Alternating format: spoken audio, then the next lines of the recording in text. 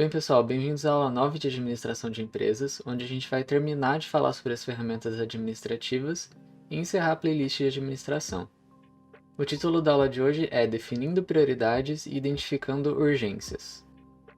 O planejamento da aula de hoje é, então, falar sobre ferramentas que ajudam nessa priorização e nesse senso de urgência, e as que a gente vai ver são as seguintes: a matriz de Eisenhower, a matriz básico, a matriz GUT, GUT, e por fim, o diagrama de Pareto.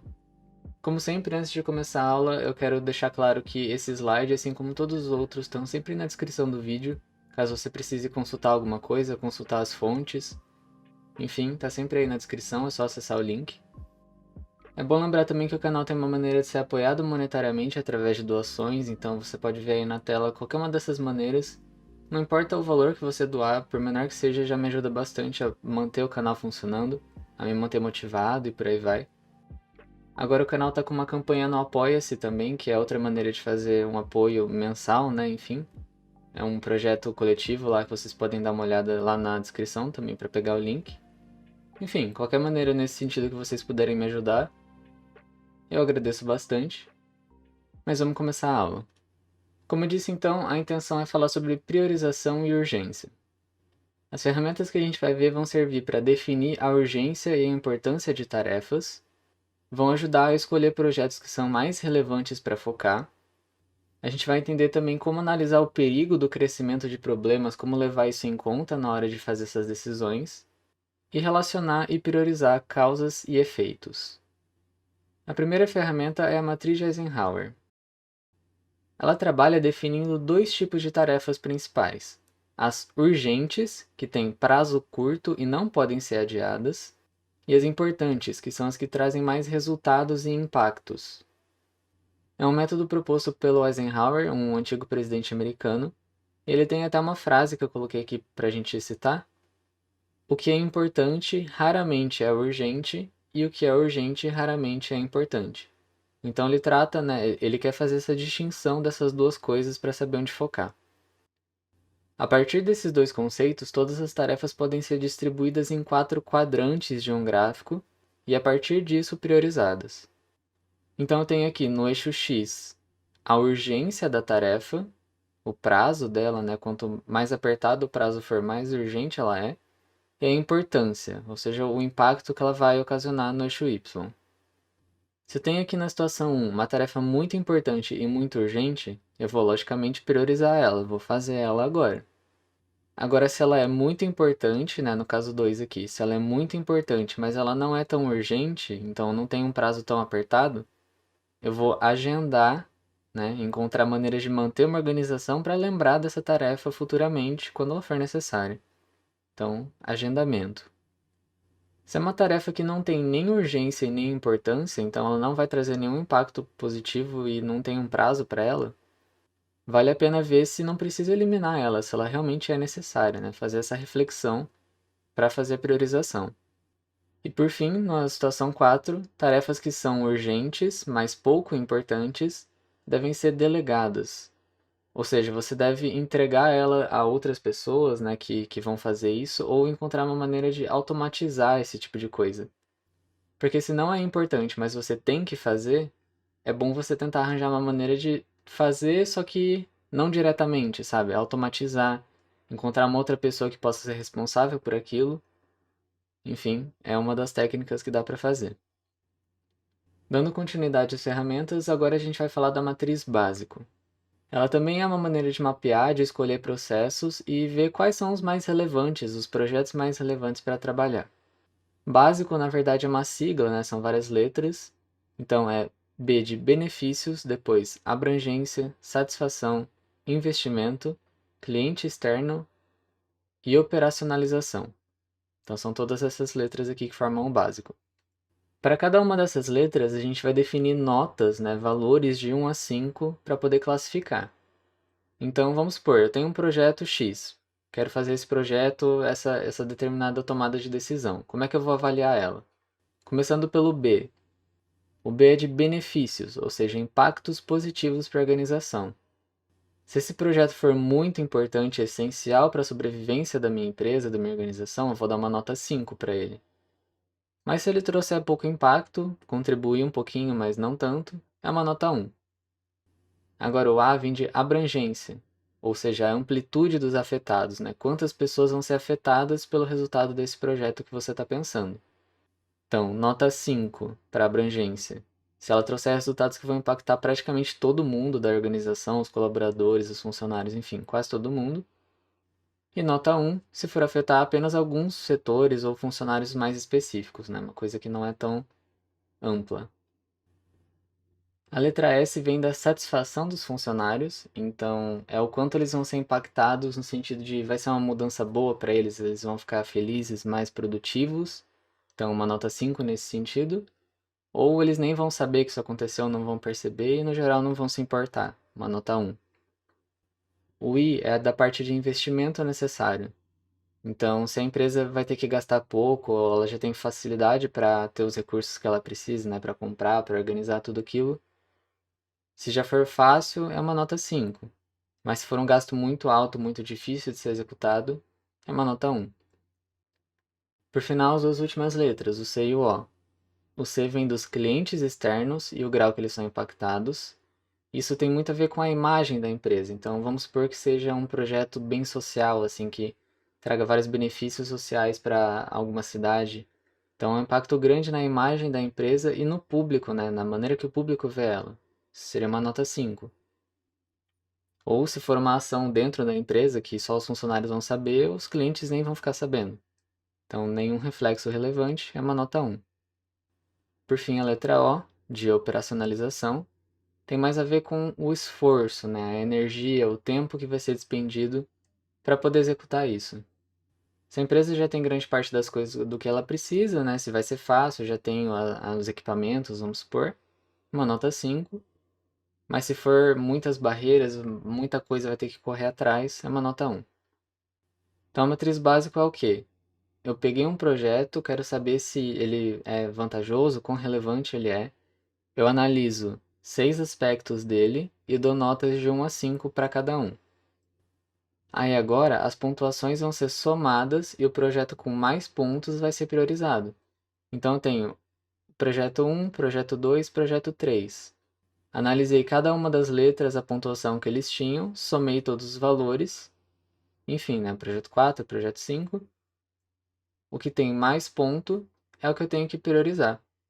Eu vou fazer uma análise, lógico, eu não vou ficar só na parte matemática, eu vou ver se esse ranking realmente faz sentido, mas isso daqui é uma ferramenta para auxiliar a tomada de decisões. A matriz de priorização GUT, ou simplesmente matriz de priorização, é bem parecida com isso que a gente acabou de ver da básico. Como o próprio nome diz, ela também ajuda a fazer a priorização, só que ao invés de projetos, ela ajuda a identificar problemas que devem ser priorizados. As 3 letras também são 3 iniciais de 3 parâmetros: o G de gravidade, o U de urgência e o T de tendência. Da mesma forma que na básico, para cada uma delas também vai ser dada uma nota. Então, na gravidade, a gente vai analisar o nível de impacto do problema. É uma coisa nada grave, né, nota 1, ou extremamente grave, nota 5. Então, a gente faz essa análise e dá a nota.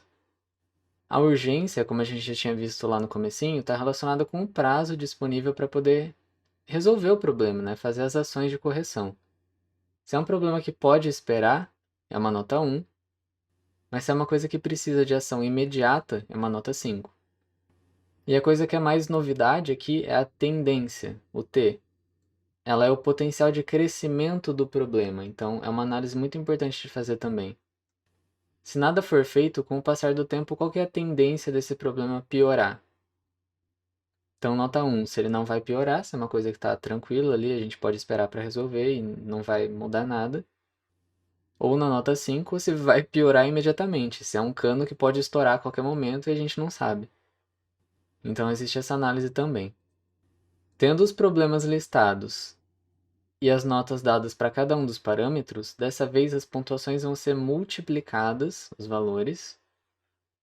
E aí, da mesma forma, o maior valor, né, o 100 aqui no caso, vai ser o primeiro a ser priorizado. Aqui é um exemplo de problema de manutenção em um carro, mas não se atentem tanto aos valores, né? É mais para a gente aprender a fazer essa conta, mostrar como funciona a escolha da prioridade. Então a diferença principal é que aqui é uma multiplicação, na que a gente viu antes era uma soma. Para finalizar com uma ferramenta que eu acho bem interessante é o diagrama de Pareto. É o mesmo assunto de identificar problemas que devem ter prioridade, mas ele usa relações de causa e efeito para poder fazer essa análise. Pareto era um economista e sociólogo italiano. E esse diagrama, esse método, surgiu quando ele estava estudando a distribuição desigual das riquezas, lá no século XIX. Surgiu o princípio de Pareto. Ele dizia que 20% da população ficava com 80% das riquezas, enquanto que os outros 80% ficavam com apenas 20%. Então ele fez essa análise da concentração da riqueza na mão de poucas pessoas. Trazendo essa visão para o âmbito da administração, é como dizer que 80% dos problemas acontecem por causa de 20% das causas. Então eu tenho um monte de problema na minha organização, mas ele diz que grande parte desses problemas acontecem pelo mesmo motivo, né? Uma pequena parte das causas, dos motivos, geram grande parte dos problemas. Fazendo essa análise, então, também a gente pode dizer que grande parte dos problemas podem ser resolvidos através de intervenções, ou seja, correções, em pequena parte das causas. É uma coisa bem otimista, então eu vou resolver praticamente tudo focando em uma coisa bem específica. Isso também ficou conhecido como regra do 80-20, né, por causa dessa proporção. Como aqui as coisas matematicamente complicam um pouquinho, não é nada difícil, mas complica um pouquinho em relação a antes, eu vou dar dois exemplos, uma numa tabela e outra num gráfico. Tenho aqui uma tabela com as reclamações que foram feitas em um hotel, por exemplo, certo? Todas listadas. E a frequência, ou seja, a quantidade de vezes que essas reclamações aconteceram. Essa frequência tem que estar em ordem decrescente, então do maior para o menor, né, descendo aqui. E cada problema vai ter a sua porcentagem acumulada calculada. Então, de todas essas ocorrências aqui de problemas, eu tenho que no total foram 96 problemas. Então, por exemplo, a demora nas refeições, ou seja, 25 de 96, é responsável por 26% do total dos 100% de problemas. Então, para cada uma dessas frequências aqui, eu calculei o quanto por cento isso representa do total de reclamações. Tendo as porcentagens, eu vou fazer a porcentagem acumulada. O que isso significa? A primeira linha fica igual, 26, certo? Na segunda linha, eu vou pegar a atual, né, o 23, e somar com a anterior, então 49. Agora na linha de baixo, eu vou pegar o 22 e somar com esse 49, fica 71. Agora aqui, eu vou pegar o 16 e somar com o 71. Então eu sempre pego o atual e somo com o anterior, certo? Com isso eu vou calculando então a frequência acumulada. Tendo feito essa conta, a priorização das ações de correção vai ser feita nos problemas em que a soma atinge 80%. Então aqui estava 26, 49, tal. Opa, chegando a 80, 86. Então esses daqui são os problemas que eu preciso priorizar. Analisando o mesmo princípio em um gráfico agora, eu tenho aqui os problemas em ocorrência, né, decrescente, então os que mais aconteceram aqui, e vai diminuindo até os que menos aconteceram aqui. Cada uma dessas são problemas, né? Cada barra são problemas. Aqui nesse eixo eu tenho a porcentagem que esses problemas representam do total, então eu sei que esse problema aqui, o primeiro, ele representa 35% do total das ocorrências. Esse segundo representa 30%, e por aí vai. Então essas porcentagens aqui na esquerda é como se fossem isso daqui, né? São as porcentagens normais. E agora essa linha aqui são as porcentagens acumuladas. Então eu tenho 35 do primeiro problema. Agora aqui eu vou ter o 30 desse problema somado com o anterior, dá 65. Agora nesse terceiro eu tenho mais ou menos 13, né, nesse daqui, somado com o anterior, 78. Então eu sempre pego o atual, somo com o anterior e eu vou fazendo a frequência acumulada.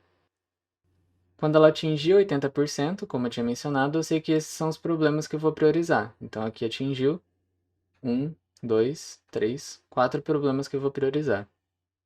Aqui na verdade já estava em 78, né? Tava super perto do 80, então tá mais perto aqui do que esse. Talvez caberia até priorizar só esses três aqui. inicialmente. Mas enfim.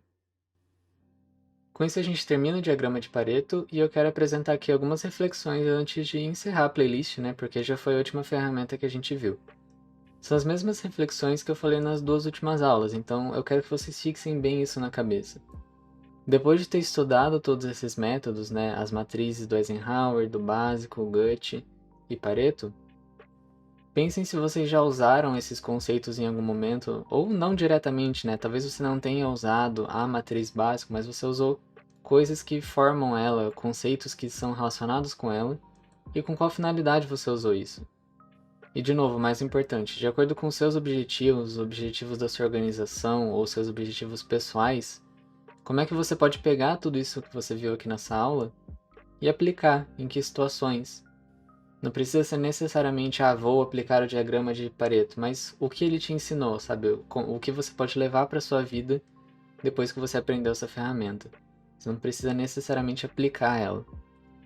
Então, esse senso que eu quero trazer para vocês de tentar aplicar, de tentar fazer as coisas, né? Porque é assim que a gente aprende realmente a fazer.